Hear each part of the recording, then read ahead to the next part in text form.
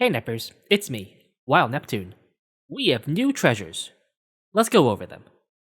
The first one we'll look at is going to be Rosanna, and it took me a little bit to get to the treasure skills to find it, but to do this, click on the upgrade button. Now you click on this button up here with the item, and you get to your favorite item skills. Unfortunately, it doesn't have a way for me to actually, upgrade the thing here just to see what the level 10 skill will be, unfortunately. But this is the easiest way I have to look at the old skill and the treasure skill at the same time.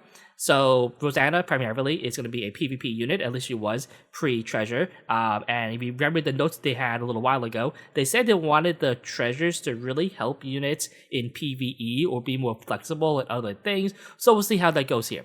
So originally, the skill, the phase 1 is the skill 2. What it did was that she gets a stealth at the start of the battle. This is so that she doesn't die right away and can activate her other ability. So when Nikke is taken out, she gets a frenzy, which boosts her attack and attacks her 10 times. And she also fills the burst gauge by, quite a bit actually. Okay, next up though, we're going to have the bonus stuff. So again, another bonus when Nikke is taken out, she prioritizes an attack type enemy, and she deals some of her final attack as damage. Not a lot, but remember, primarily PvP, so even a little damage goes a long way. And then, after landing 500 normal attacks on the stage target, which doesn't matter for PvP, unfortunately, she gives herself more attack. So this is one of those things where, because the first ever kit only works in PvP, I guess a Nikke could, get taken out too in PvE, but if that happens, you're like resetting the fight, probably. So yeah, I mean, it's one of those things where if this was just like on the base kit, it'll be whatever, fine, okay, and then she would need like another PvE bonus to go on top of that. So it just makes it kind of like usable in PvE.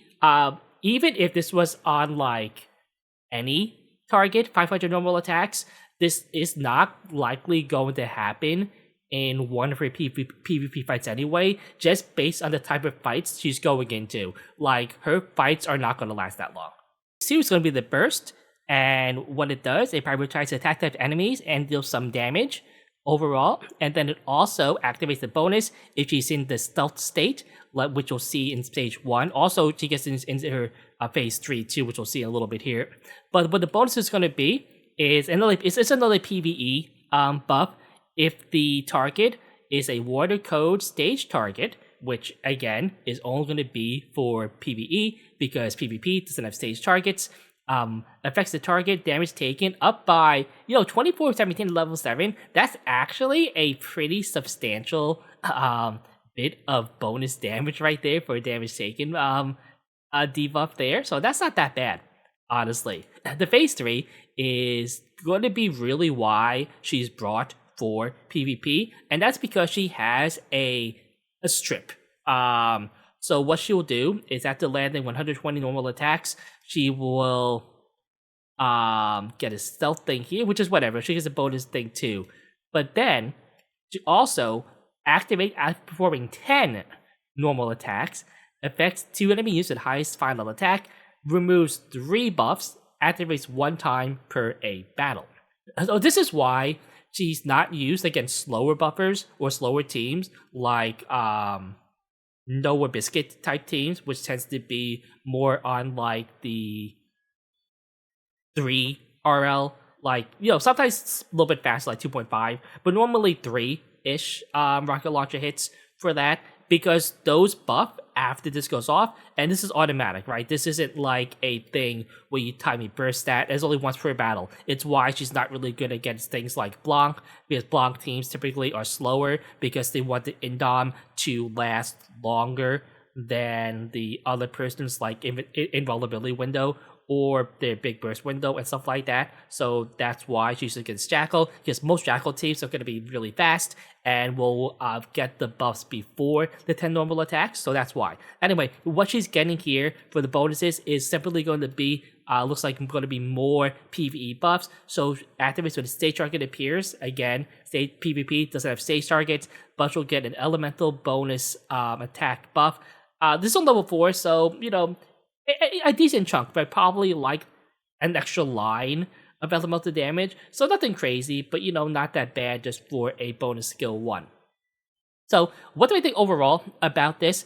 I think if this was just a base skill kit and the treasure gave her more PvP stuff, she'd be really good. Right now, she's just like okay.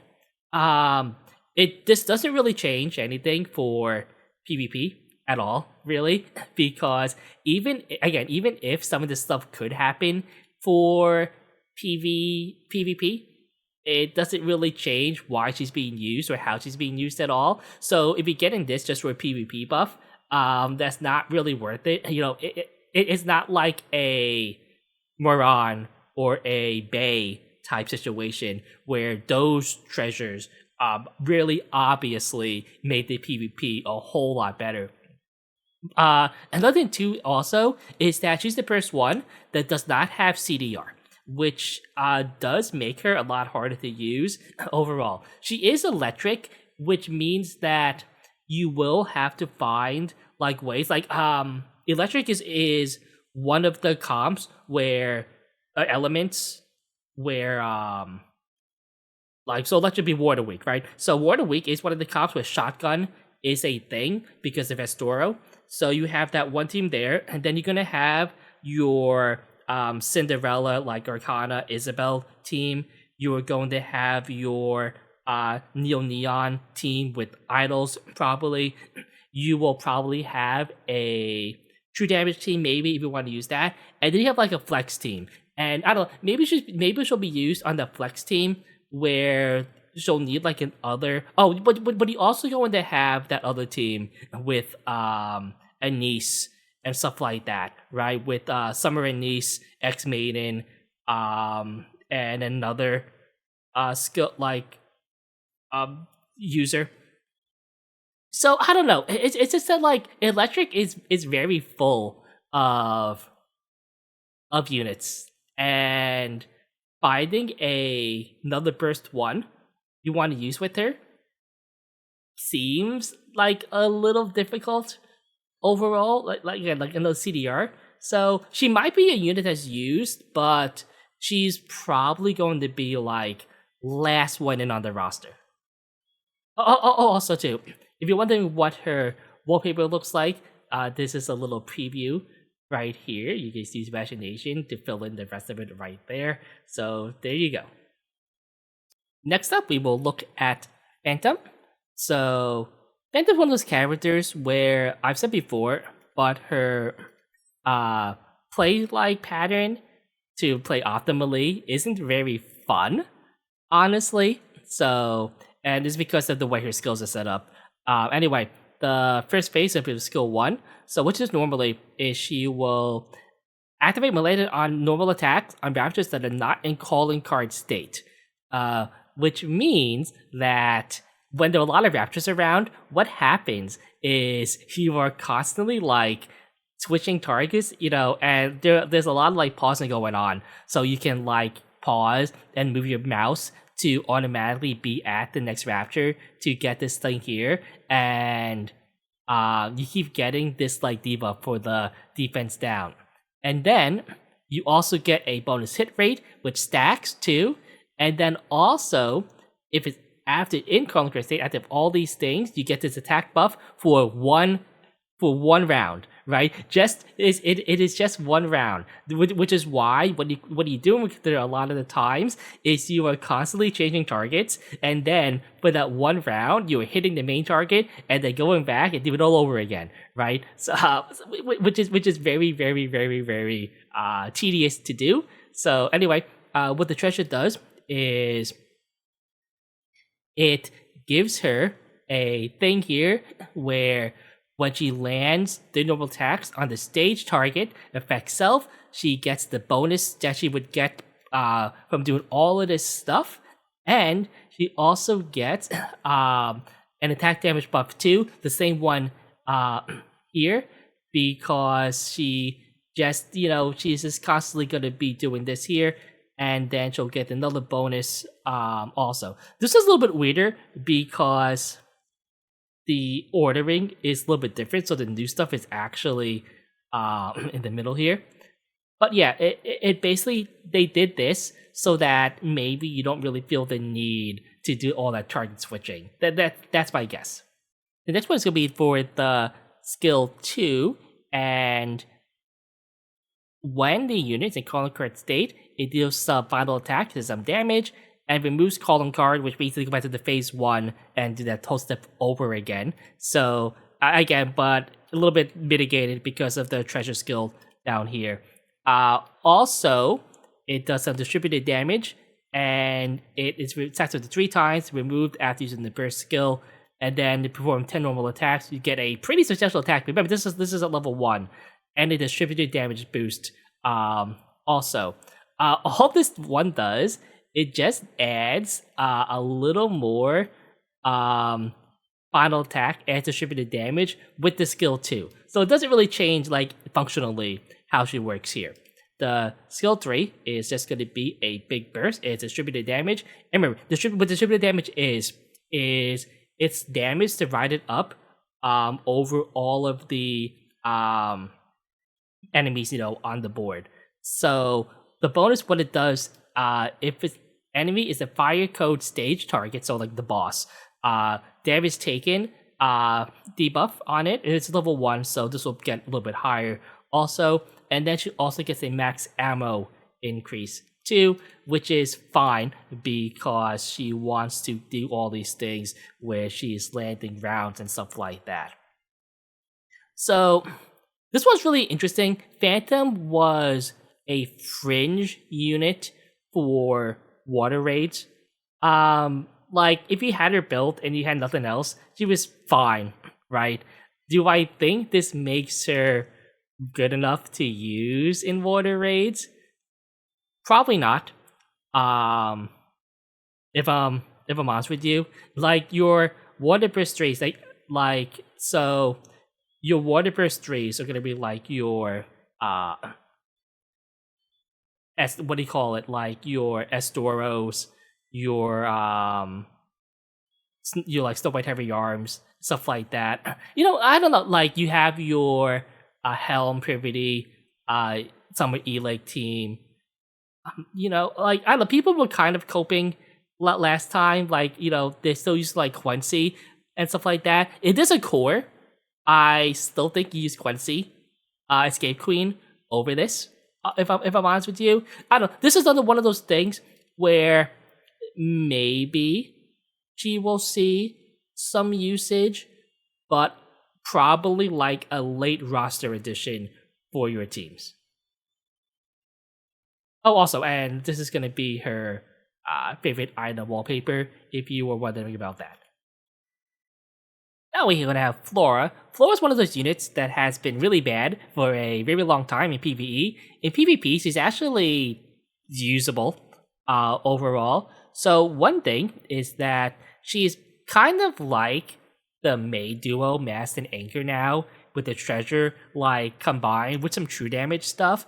Not quite as good as, like, both of them together, obviously, as one unit, but does, like, a little bit of both things that they do. So the first skill is what it did before, is it restored HP equals to the user's final max HP for herself and allies next to her. So not the whole team, just the ones on the side, and also increased incoming healing. She also did this thing too, where if you had electric code allies, where after landing 100 normal attacks, she increases stack count of stackable buffs by 1. So it's like how this stacked to 5 times. With this, it would stack up to 6 times because she includes herself in her allies.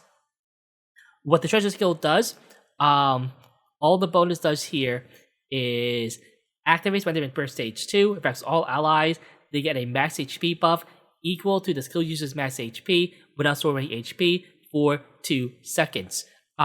This basically means that for units that have a big burst right after, when they burst 3, like Cinderella, will get a damage boost from this because, again, max HP, HP scaling, and all that going on there. The phase 2 is the shield. So this is one of the reasons why she was used more in PvP. If an ally adjacent is just 90% or below, with allies still alive, in fact, all allies, creates a shield, HP equal to 6.04% as using final max HP. Obviously, this is at level 1, so this is higher as you level it up. And then, when either adjacent ally reaches max HP, they also get a true damage buff. So what the bonus is going to be is when the shield is placed in front of this unit, it affects all allies in the peace of mind state. So remember, peace of mind you get when you land the when you end the burst phase 2, you'll get a 26.66, and remember, this is a level 1% attack buff of the skill user's attack for 10 seconds, which is basically the burst window. So yeah, that's actually pretty good. And when the shield is placed, yes, she can do it herself, but most of the time you will have to pair her with another burst too, which we'll get to in a second here. Finally, the last one is Secret Garden. This is going to be her burst skill. It just recovers some HP, and it also does a true damage buff. The bonus is simply more attack buff for for the team. So what has held her back is that she is a 40-second burst 2, which means she does have to prepare with another burst 2, which has been troublesome because even if her skills before seemed pretty good, there was just always better options to pair with the other burst 2s in the game.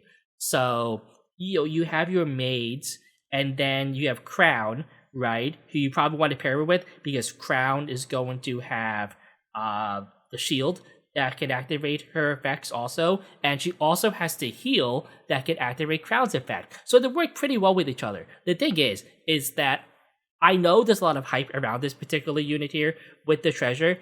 I'm not sold on if she'll be better than pairing Crown with Mast, or in instances where you have to use the maids, Crown with Privity.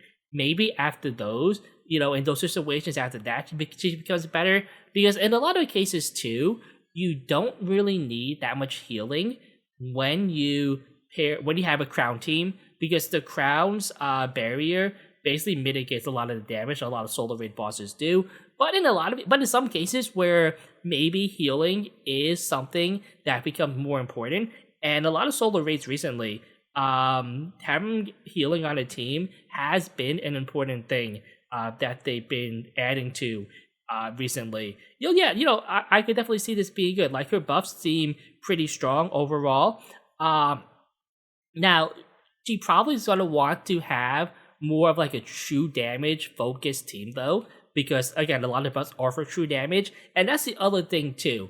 Is what is it like? You need a burst 2 you want to use her with, where you can alternate them for a true damage team. And I don't know. It's like this Takana is a 20-second burst 2 that buffs true damage. And for those true damage teams, would I want to use her and Takana on the same team? I don't know. It's like I don't really think so. And again, this is something that I would have to test out.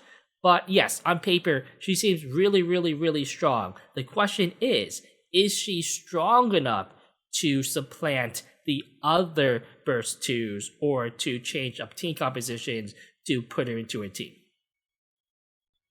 And of course, here is the favorite item wallpaper, just so we can look at it a little bit as we move on to the final unit. The final one is going to be Sugar, and the only one of my predictions that I got right, by the way. So Sugar is one of those things where I was wondering what they would do with her to like buff her, because she seemed like very simple, and meaning she had like, I guess, the hardest path to getting buffed. So anyway, let's look at it right here. So the phase 1 with the skill 1, normally what it did was 20% of chance activated when the cover is attacked. So affect self, crit damage up, and reload speed up. So anyway, the bonus, what it does, restores cover HP equal to amount up to, whatever this is, other still uses max HP, obviously goes up as the skill goes up. And if Yuna's cover is still intact, she gains an attack damage boost. And at the start of battle, converts damage to elemental damage against fire code enemies. This effect is continuous and cannot be removed. I don't actually know what this means. I guess it means that whatever damage she does. Oh, okay. Oh,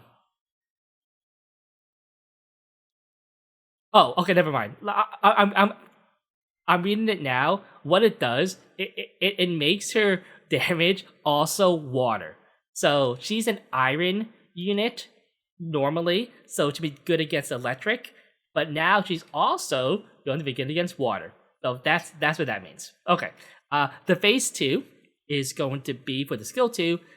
Normally, what it did, activates when they're in full burst. She gets a crit rate boost. And then when they're in full burst, it affects all allies with shotguns. So like I said before, a shotgun buffer, max ammo up. So what the bonuses is going to do is she will also give herself an attack buff in addition to the crit buff. And she will also gain an elemental damage boost for all water and iron code allies. So not only is she going to be an iron code buffer, she's also going to be a water code shotgun buffer. Again, just for shotgun, but still for 2 elements. The phase 3, with it before, again, very, very simple. Like I said, all their previous buffs and kit was really, really simple. She gets an attack speed buff, which is really, really, really good for shotgun. Also, hit rate buff. Whatever. Okay. Anyway, what it does now, though, she gets an attack buff, and again, buffs all water and iron code allies with shotguns, elemental damage up. And this is a level 1, by the way, for 30%. And this is all allies with shotguns. 30%. Remember, this is like at level 1. Is an insane what do you call it? Wait, is it level 1? This seems really, really high for level. Yeah, it is. Okay, yeah. Because this is 39, this is 39. Yeah, because so a substantial team-wide attack buff on the burst. For a shotgun team, I think for water and what do you call it? Iron. This is by far like the easiest pick for like surefire a good unit to invest in. The thing is though, is that it's only going to be for iron and water shotgun teams. So that means automatically 3 elements, fire, electric, and what's the other one? Wind. You won't use it, right? And I'll be honest with you, those 3 elements they don't really use shotgun anyway. So I mean that's the thing there. So for her use case, 100% going to be used like basically right away. Like I would say automatically meta for those 2 elements in shotgun. But unlike Flora, who I can see being used in, even if maybe she's not going to be quite as good as other units, Flora will see use probably in every solo raid. Maybe not everyone, like it might depend on some compositions overall, but I can see her being used more generally than Sugar. However, Sugar, I do think, is going to be the most obvious damage boost for the team that she's going to be in. This is going to be the wallpaper right here. Man, look at that. Look at that face. Just a quick reminder, if you found this video helpful, if you just liked it, a like, subscription would be greatly appreciated. You can comment down below what your favorite item is right now in the game, and which one are you going to upgrade first here. Keep in mind, there's no rush to upgrade any of these. There's not going to be any challenging PvE content for a little bit now, as the solo raid just ended, so the next one won't be for another few weeks now. And again, with limited resources like your maintenance kits, stuff like that, you are going to want to try to save them overall for the ones you think are going to be best for you. Keep in mind too that the Centi favorite item buff is coming out after this season of SP Arena ends. That's SP. So the season of Champion Arena ends just in a little bit. So if you don't have that yet, you might also want to take a look at that to see how that is going to be. Anyways, as always, I'm Wild Neptune. Been a good one. Till next time.